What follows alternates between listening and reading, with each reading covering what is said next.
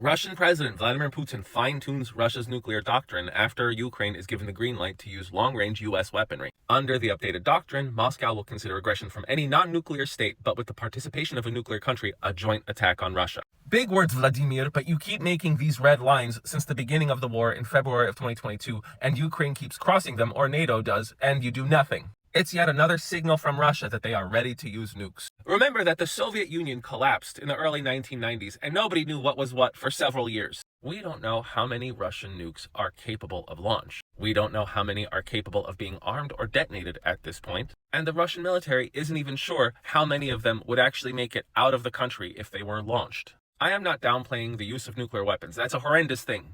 But Russia may end up bombing themselves if they start launching.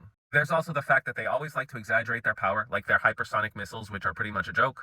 There is a threat that Russia has a Potemkin nuclear arsenal. Also, Putin knows if he launches even one nuclear bomb, he's done, Russia's done. And you may be thinking, well then, I guess he would launch all of them. But like I said, they don't even know if their missiles will make it out of the country. So how many of them will just land on their own people? Then there's the fact, would Putin's order to launch nukes actually be carried out? And remember, Putin has been lied to for well over a decade about the strength and capability of Russia's high-tech weaponry. So even he might be afraid to launch these weapons because they may not work as intended. Putin promised that if Ukraine invaded their territory, they would resort to nuclear weapons. Well, Ukraine has been in Kursk since August, and nothing. I am the Geo Hussar. I don't want nuclear weapons to be launched. I don't think we should downplay the threat of these weapons. And I think a country that's managed as incompetently as Russia shouldn't be allowed to have them.